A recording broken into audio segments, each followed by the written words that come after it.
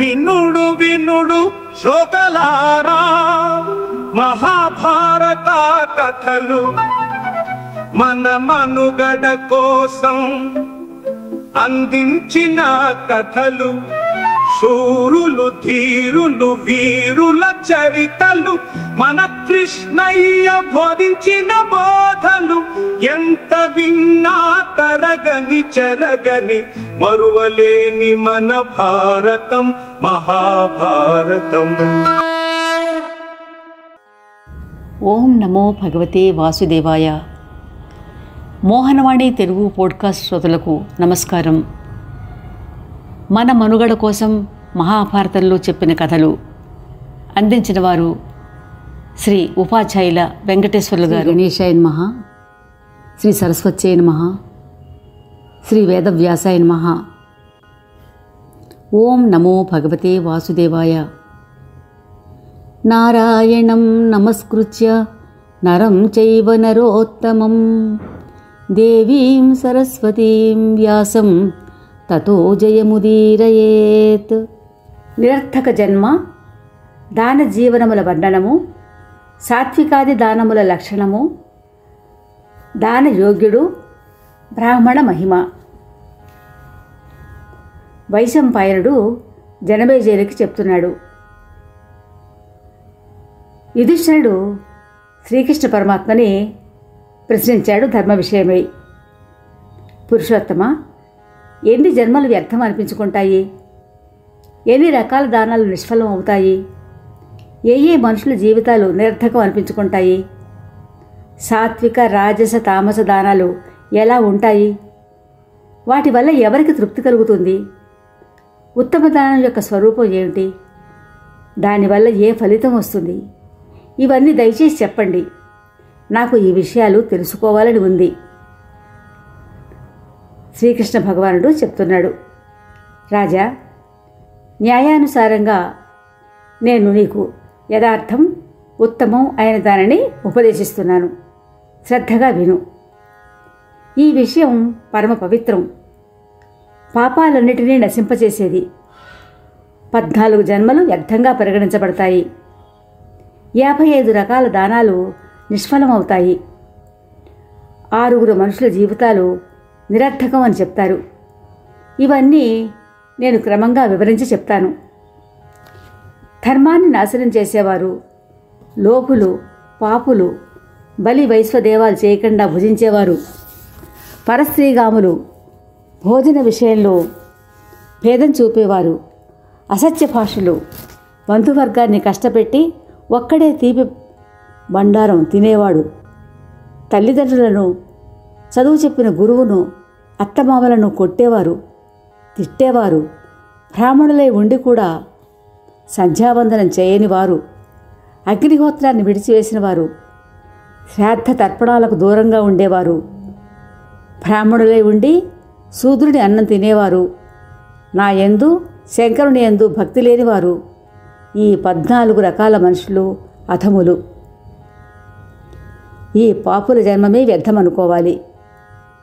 దానాలలో అశ్రద్ధగా అవమానపూర్వకంగా ఇచ్చేది, కనిపించడం కోసం ఇచ్చేది, పాఖండునికి దక్కినది, శూద్రుని వంటి నడత కలిగినవాడు పొందినది, ఇచ్చి తన నోటితోనే పదే పదే చెప్పుకునేది, రోషంతో ఇచ్చినది, ఇచ్చి ఆ వెనుక పశ్చాత్తాపపడేది, దంభోపాచిత అన్నదానం, అబద్ధాలాడి తెచ్చి చేసిన అన్నదానం, బ్రాహ్మణుని ధనంతో చేసినది, దొంగ సొమ్ముతో చేసినది, కళంకితుని ఇంటి నుండి తెచ్చిన ధనంతో చేసినది, పతిత బ్రాహ్మణునికి ఇచ్చినది, వేదం చదవని వారు, అందరి వద్ద యాచించేవారు, సంస్కారహీనులైన పతితులు, ఒకసారి సన్యసించి తిరిగి గృహస్థాశ్రమం స్వీకరించిన వారు గ్రహించినది, వేశ్య వద్దకి వెళ్లే ఇలరికపుటల్లుడుగా ఉండే బ్రాహ్మణులకు ఇచ్చినది, మొత్తం గ్రామం అంతటా యాచించేవారు, కృతజ్ఞులు, ఉపపాతకాలు చేసినవారు, వేదాలు అమ్ముకునేవారు, రాజసేవకులు, జ్యోతిష్కులు, తాంత్రికులు, శూద్రజాతి స్త్రీతో సంబంధం పెట్టుకున్నవారు, అస్త్రశస్త్రాలతో జీవించేవారు, దాస్యం చేసేవారు, పాములను పట్టుకునేవారు, పౌరోహిత్యం చేసేవారు, వైద్యులు, వైశ్యవృత్తి చేసేవారు, క్షుద్ర మంత్రాలు జపించి జీవించేవారు, శూద్రుడి వద్ద గడిపేవారు, జీతం తీసుకొని గుడిలో పూజ చేసేవారు, దేవోత్తర సంపదను తినేవారు, చిత్రాలు గీసేవారు, రంగస్థలం మీద నాట్యం చేసి చిందులు వేసి జీవితం గడుపుకునేవారు, మాంసం అమ్మి జీవించేవారు, సేవకావృత్తి చేసేవారు, బ్రాహ్మణోచితమైన ఆచారాలు లేకుండా తను తాను బ్రాహ్మణుడని చెప్పుకునేవారు, ఉపదేశం లేనివారు, వడ్డీ వ్యాపారస్తులు, అనాచారులు, అగ్నిహోత్రం చేయనివారు, సంధ్యోపాసన చేయనివారు, శూద్రుల గ్రామంలో నివసించేవారు, మహాత్ముల వలె అసత్య వేషధారణ చేసేవారు, అందరితో కలిసి అన్నీ తినేవారు, నాస్తికులు, ధర్మ విజేతలు, నీచవృత్తి కలవారు, కూటసాక్ష్యం చెప్పేవారు, కూటనీతిని ఆశ్రయించి గ్రామంలోని ప్రజల మధ్య పోట్లాటలు పెట్టేవారు అయినటువంటి బ్రాహ్మణులకు ఇచ్చినది అంతా నిష్ఫలమే. పైన పేర్కొన్న బ్రాహ్మణులకు ఇచ్చిన దానం అధికమైనా కూడా బూడిదలో పోసిన నేతి ఆహుతుల వలె వ్యర్థం అవుతాయి. వారికి ఇచ్చిన దానం ఏ కొద్దిపాటి ఫలితం కలిగించినా దానిని రాక్షసులు, పిశాచులు ఆనందంగా దోచుకుంటారు. యుధిష్ఠిరా, ఎవరెవరి జీవితాలు వ్యర్థమో చెప్తాను విను. నన్ను, శంకర భగవానుని లేదా భూమి అందలి బ్రాహ్మణ దేవతలను శరణు పొందని వారి జీవితం వ్యర్థం. కేవలం తర్కశాస్త్రంలోనే ఆసక్తి కలవారు, నాస్తిక మార్గం అవలంబించిన వారు, ఆచారాలను వదిలివేసిన వారు, దేవతలను నిందించేవారు, వీరి జీవితం కూడా వ్యర్థమే. నాస్తికుల శాస్త్రాలు చదివి బ్రాహ్మణులను, యజ్ఞాలను నిందించేవారు వ్యర్థంగానే జీవిస్తున్నారు. మూఢులు దుర్గాదేవి, కార్తికేయ స్వామి, వాయు, అగ్ని, జల, సూర్య, మాతా పితరులను, గురువులను, ఇంద్రచంద్రులను నిందించేవారు, ఆచారాలను పాటించిన వారు కూడా నిరర్ధకంగా జీవితం గడిపేవారే. ధనం ఉన్నా దానధర్మాలు చేయనివాడు, ఇతరులకు పెట్టకుండా తాను ఒక్కడే మిఠాయిని అదృశ్యం చేసేవాడు, వీరి యొక్క జీవితం కూడా వ్యర్థమే. ఇలా వ్యర్థ జీవితం సంగతి వివరించబడి ఉంది. ఇక దాన సమయం గురించి చెప్తాను. స్నానం చేసి పవిత్రుడై మనసును, ఇంద్రియాలను ప్రసన్నంగా ఉంచుకొని శ్రద్ధతో దానం చేసినవాడు దాని ఫలాన్ని యవ్వనావస్థలో అనుభవిస్తాడు. ఇవ్వతగిన వస్తువును తానే భక్తిపూర్వకంగా తీసుకుని వెళ్ళి సత్ప్రాప్తునికి దానం చేసిన వానికి మరణ పర్యంతం ప్రతి సమయంలోనూ ఆ దానఫలం ప్రాప్తిస్తుంది. దానాలు, దాని ఫలితాలు సాత్విక, రాజస, తామస భేదాలతో 3 రకాలు. వాటి గతి కూడా 3 రకాలు. ఈ విషయాన్ని వర్ణిస్తాను విను. దానం చేయడం కర్తవ్యం అనుకుని తనకు ఉపకారం చేయని బ్రాహ్మణులకు ఇచ్చినటువంటి దానం సాత్వికం. కుటుంబం పెద్దదై దరిద్రుడు, వేద విద్వాంసుడు అయిన బ్రాహ్మణునికి ప్రసన్నతాపూర్వకంగా ఏ కొంచెం ఇచ్చినా కూడా అది సాత్విక దానంలోనే అంతర్గతం అవుతుంది. కానీ వేదం ఒక్క అక్షరం కూడా రానట్టి ఇంటిలో చాలినంత సంపద ఉన్నట్టు బ్రాహ్మణులకు ఇచ్చినటువంటి దానం రాజసం అని అంటారు.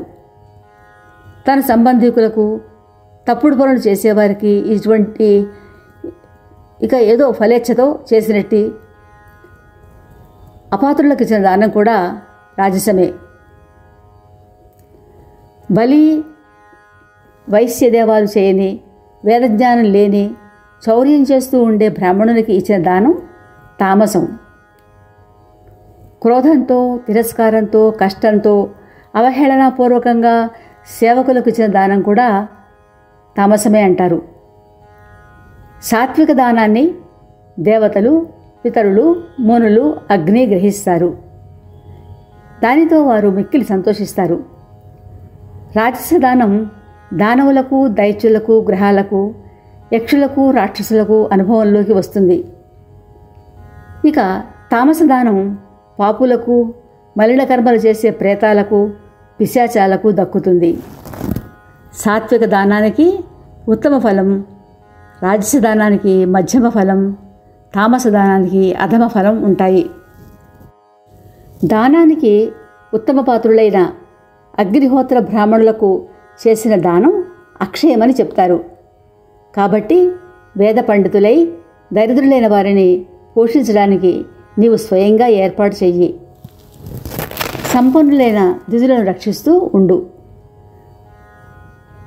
ధనం లేక దరిద్రులైన బ్రాహ్మణులకు దానాలు ఇచ్చి వారిని చక్కగా పూజించు. దాత యొక్క పాపం దానంతో పాటుగా దానం తీసుకున్న వారి వద్దకు వెళ్తుంది. అతని పుణ్యం దాతకు లభిస్తుంది. కాబట్టి పరలోకంలో మేలు జరగాలనుకునేవాడు సదా దానం చేస్తూ ఉండాలి. వేద విద్య చదువుకొని అత్యంత శుద్ధమైన ఆచార వ్యవహారాలతో జీవించే విద్వాంసులకు ప్రయత్నపూర్వకంగా పెద్ద పెద్ద దాన భండారాలను ఏర్పాటు చేయాలి. పాండునందన, తమ పతులు తిన్నాక మిగిలిన అన్నం 1000 రెట్లు లాభం అనుకుని అది లభించడానికి ప్రతీక్షించే భార్యలు ఉన్న బ్రాహ్మణులను నీవు భోజనానికి ఆహ్వానించు. దరిద్ర వంశపు బ్రాహ్మణులను పిలిచి నిరాశపరిచి పంపకు, లేదంటే వారి ఆశ చంపుతుంది. నా భక్తులు, శరణార్థులు, నన్ను పూజించేవారు, నియమంగా నాయందే లగ్నమై ఉండేవారిని ప్రయత్నపూర్వకంగా పూజించాలి. యుధిష్ఠిరా, ఆ నా భక్తులను పవిత్రులను చేయడానికి నేను ప్రతిదినం 2 సంధ్యల యందు వ్యాప్తమై ఉంటాను. నా ఈ నియమానికి ఎప్పుడూ భంగం కలుగదు. కాబట్టి నిష్పాపులైన నా భక్తులు ఆత్మశుద్ధి కోసం సంధ్యా సమయంలో నిరంతరం అష్టాక్షర మంత్రం ఓం నమో నారాయణాయ అని జపిస్తూ ఉండాలి. సంధ్యావందనం, అష్టాక్షర మంత్రం చేయడం వల్ల ఇతర బ్రాహ్మణులకు కూడా పాపం నశించిపోతుంది. కాబట్టి చిత్తశుద్ధి కోసం ప్రతి బ్రాహ్మణుడు 2 పూటలా సంధ్యావందనం చేయాలి. ఈ రీతిగా సంధ్యోపాసనం, జపం చేసేవారిని దేవకార్యాలకు నియోగించాలి. వారిని ఎప్పుడూ నిందించకూడదు. ఎందుకంటే నిందిస్తే బ్రాహ్మణుడు ఆ శ్రాద్ధాన్ని అగ్ని ఇంధనాన్ని కాల్చి వేసినట్లుగా నశింపచేస్తాడు. ధర్మం తెలిసిన వారు యజ్ఞంలో బ్రాహ్మణులను పరీక్షించకూడదు. ఎందుకంటే అలా చేస్తే యజమానికి నింద కలుగుతుంది. బ్రాహ్మణ నింద చేసేవాడు కుక్కగా జన్మిస్తాడు. అతని మీద దోషారోపణ చేస్తే గాడిద అవుతాడు. అతనిని తిరస్కరించినా ద్వేషించినా కీటక జన్మ కలుగుతుంది. బుద్ధిమంతుడు బలహీనులైనప్పటికీ క్షత్రియులను, పాములను, విద్వాంసులైన బ్రాహ్మణులను ఎప్పుడూ అవమానించకూడదు. ఎందుకంటే వారు ముగ్గురు అవమానం జరిగితే మనిషిని భస్మం చేసి వేస్తారు. బ్రాహ్మణుడు జన్మించిన రాదిగా ధర్మానికి సనాతన రూపంగా నిలుస్తాడు. అతడు ధర్మం కోసమే పుట్టాడు. ముక్తిపైన అతనికి జన్మసిద్ధమైన అధికారం ఉంది. బ్రాహ్మణుడు తనదే తింటాడు, తనదే కట్టుకుంటాడు. ఇతరుడు బ్రాహ్మణుని దయ వల్లనే భోజనం పొందుతాడు. కాబట్టి బ్రాహ్మణులను ఎన్నడూ అవమానించకూడదు. ఎందుకంటే వారు సదా నాయందే భక్తి కలవారవుతారు. బృహదారణ్యకోపనిషత్తులో చెప్పబడిన గూఢమైన, నిష్కలమైన బ్రహ్మస్వరూపాన్ని తెలుసుకున్న బ్రాహ్మణుని ప్రయత్నపూర్వకంగా పూజించాలి. ఇంట్లో ఉన్నా, విదేశాలలో ఉన్నా కానీ నా భక్తులైన బ్రాహ్మణులను నిరంతరం శ్రద్ధగా పూజించాలి. బ్రాహ్మణుని వంటి దేవుడు, బ్రాహ్మణుని వంటి గురువు, బ్రాహ్మణుని మించిన బంధువు, బ్రాహ్మణుని మించిన వీధి, బ్రాహ్మణుని మించిన నిధి లేవు.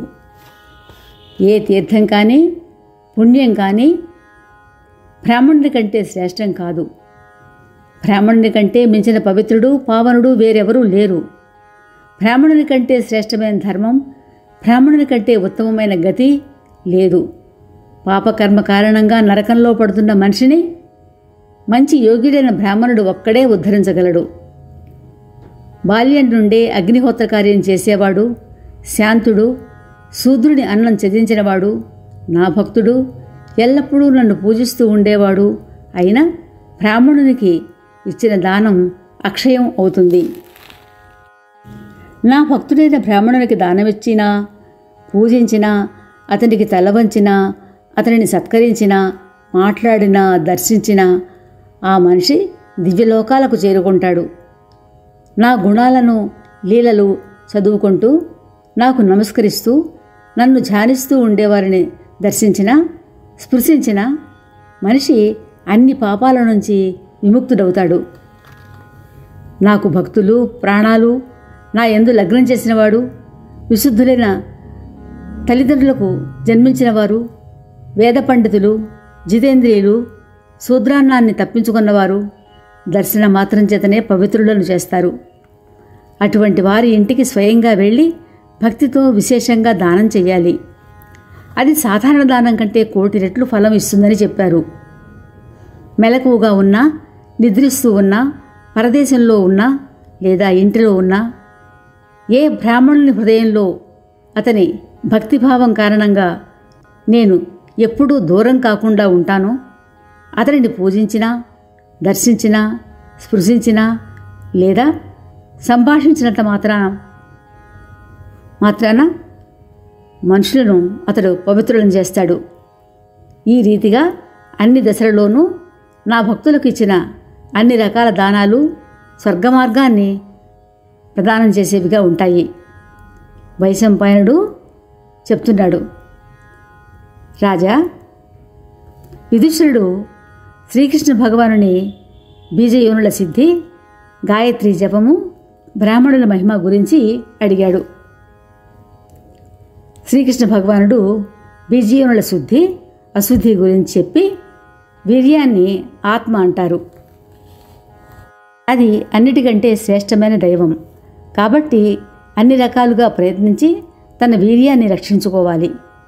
మనిషి బ్రహ్మచర్యం పాటించడం వల్ల ఆయువు, తేజం, బలం, వీర్యం, బుద్ధి, లక్ష్మి, మహాయశస్సు, పుణ్యం, నా ప్రేమ పొందుతాడు. గృహస్థాశ్రమంలో ఉంటూ అఖండ బ్రహ్మచర్యాన్ని పాటిస్తూ పంచయజ్ఞాలను అనుష్ఠించడంలో తత్పరులైన వారు భూమి మీద ధర్మాన్ని స్థాపిస్తారు. ప్రతిదినం ఉదయం, సాయంత్రం విద్యుక్తంగా సంధ్యోపాసన చేసేవారు వేదమయమైన నౌకను ఆసరా చేసుకుని ఈ సంసార సముద్రాన్ని దాటి తరిస్తారు. ఇతరుల చేత కూడా తరింపచేస్తారు. అందరినీ పవిత్రులను చేసే వేదమాత గాయత్రిని జపించేవాడు సముద్ర పర్యంతం ఉన్న భూమిని దానంగా పుచ్చుకున్నా కానీ ప్రతిగ్రహ దోషం వల్ల దుఃఖితుడు కాడు. సూర్యాది గ్రహాలలో అతనికి అశుభస్థానంలో ఉండి అనిష్టకారకమైన గ్రహాలు కూడా గాయత్రీ జప ప్రభావం వల్ల శాంతం, శుభం, కళ్యాణకారకం అవుతాయి. ఎక్కడైనా క్రూరకర్మలు చేసే భయంకర పిశాచాలు ఉన్న చోటికి వెళ్ళినప్పటికీ అవి ఆ బ్రాహ్మణునికి అనిష్టం చేయలేవు.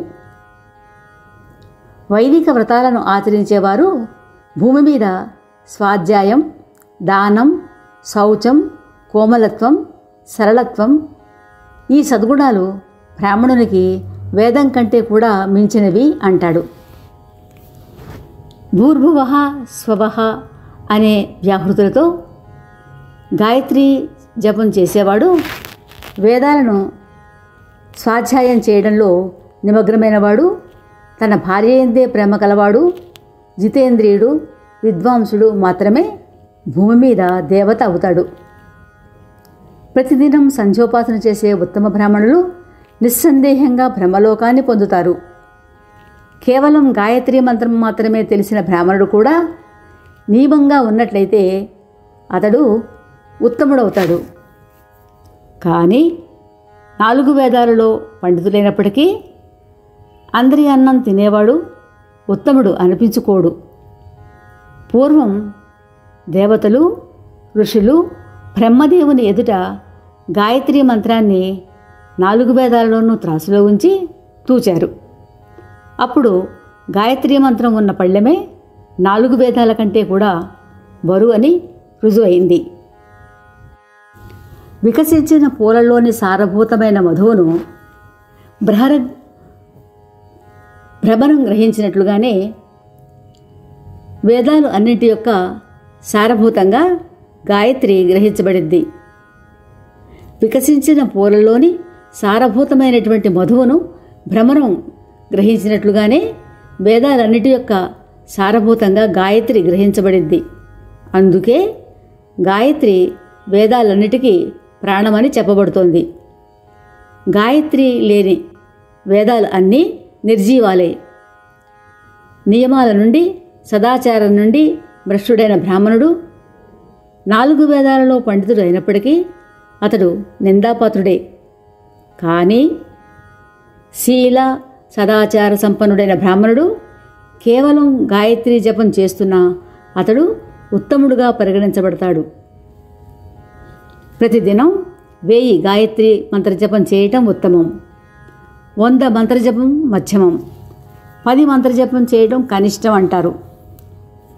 కుంతీనందన, గాయత్రీ మంత్రం అన్ని పాపాలను తొలగిస్తుంది. కాబట్టి నీవు సదా దానిని జపించు అన్నాడు శ్రీకృష్ణ పరమాత్మ. అప్పుడు యుధిష్ఠిరుడు, భగవాన్, మీరు ప్రాణులందరికీ ఆత్మ. ఏ కర్మ వల్ల మీరు సంతుష్టులవుతారు అని అడిగాడు. అప్పుడు శ్రీకృష్ణ భగవానుడు ఇలా చెప్తున్నాడు, భారత, బ్రాహ్మణులను సంతృప్తులను చేయకపోతే నేను అతని పట్ల ప్రసన్నుడిని కాను.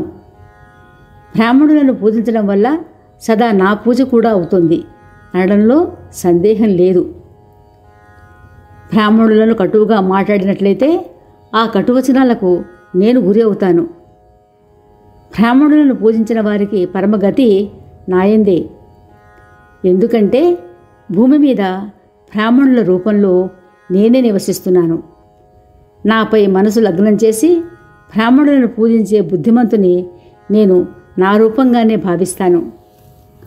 బ్రాహ్మణులు గూనివారు, ఒంటికంటివారు, మరుగుజ్జువారు, దరిద్రులు, రోగులు అయినప్పటికీ విద్వాంసులు వారిని ఎప్పుడూ అవమానించకూడదు.